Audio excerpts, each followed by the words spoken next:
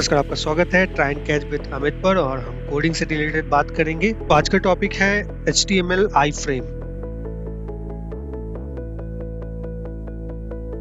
HTML iframe होता क्या है? HTML iframe एक इनलाइन फ्रेम है जो कि डिस्प्ले करता है अदर वेबसाइट पेज को करेंट वेब पेज के अंदर। एग्जांपल के अंदर आप दे सकते हो यूट्यूब वीडियो को ऐड कर सकते हो, गूगल मैप या other page of your other sites, मतलब हर एक चीज को इसमें ऐड किया जा सकता है iframe के अंदर।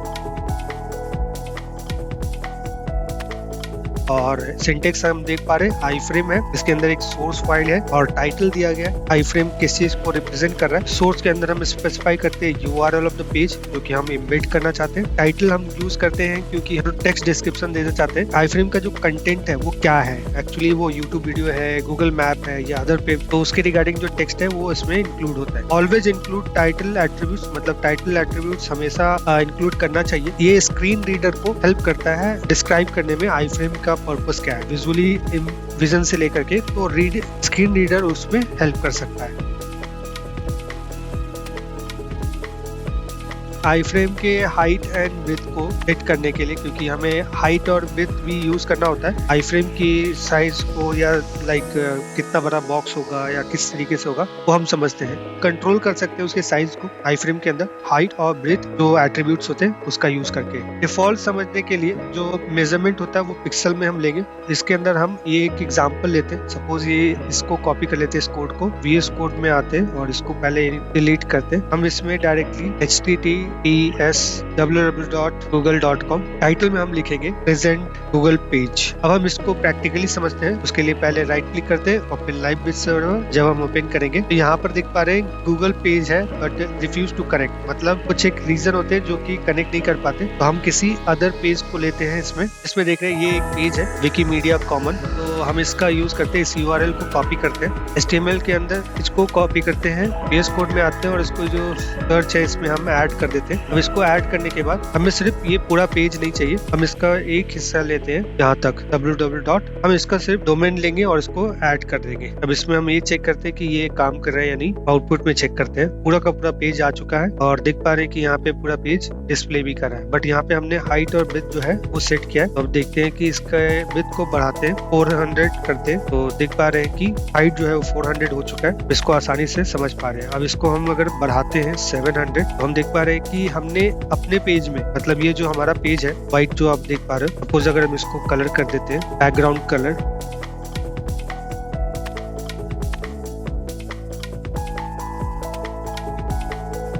यहाँ पर देख रहे हैं हमने अपने पेज को बैकग्राउंड कलर किया है। पेज के अंदर ये एक अलग से वेब पेज को हमने असाइन किया है, तो बिल्कुल इसमें हम ये इन्फॉर्मेशन समझ चुके हैं कि iframe का यूज करके हम दूसरे अदर वेबसाइट को ऐड कर सकते हैं। अब आते हैं कि इसका CSS में भी हम यूज कर सकते हैं, तो बिल्कुल हम इसके अंदर CSS भी यूज कर सकते हैं। जैसे यहाँ पे हाइट और विड्थ का स्टाइल इसको यूज किया गया कि इसको सेट किया जा सके। डायरेक्टली यूज कर लिया iframe के अंदर, जो कि height and width attributes use कर लिया स्टाइल एट्रीब्यूट्स की जगह पे।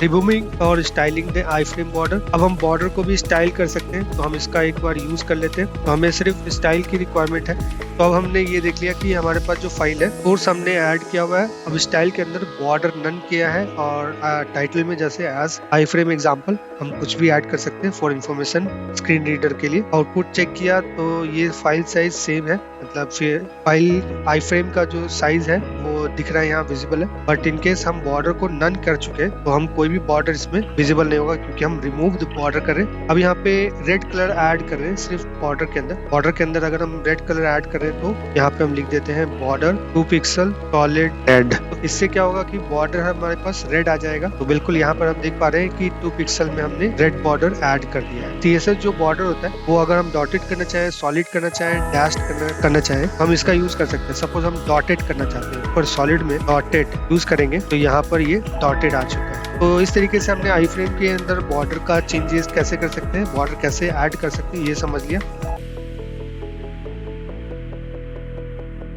Using an iframe as a target. इसके अंदर iframe can use for target for hyperlink. This allow link to locate new page inside iframe instead of reloading the entire browser windows. To do this, मतलब इसको करने के लिए हमें आई frame के अंदर जो नेम एट्रीब्यूट होता है उसका यूज करना है। अब इसके नेम को टारगेट करने के लिए हम एक एंकर टैग यूज करेंगे, जिसकी मदद से हम इसका यूज कर पाएंगे। प्रैक्टिकली समझते हैं, कोड में आते हैं। पुराने जो भी कोड है उसको पहले, इससे हम सिर्फ अपने एक यूआरएल को ले लेते हैं, क्योंकि ये काम कर रहे हैं हम इसी के ऊपर, हम इसी के ऊपर इन्फॉर्मेशन देख रहे हैं। तो यहाँ पर हमने आई फ्रेम के अंदर सोर्स को ऐड किया है और ए फ्रेम में भी हमने इसको ऐड कर दिया। अब यहाँ पे टारगेट में आप ध्यान दोगे, नेम की बात हमने की थी। जैसे यहाँ पर आप देख रहे हो, नेम एट्रीब्यूट जरूरी है टू आई फ्रेम, क्योंकि हम टारगेट कर सकते हैं ए लिंक के थ्रू। तो यहाँ पर हम देख पा रहे हैं name I frame underscore A. Target किसको करना है, मतलब जो लिंक होगा वो टारगेट करेगा आई फ्रेम में, तो आई फ्रेम अंडरस्कोर ए को टारगेट करेगा। अब हम चलते हैं, जो आउटपुट कोड होगा उसमें आई फ्रेम के अंदर हमने कोई एक और वेबसाइट का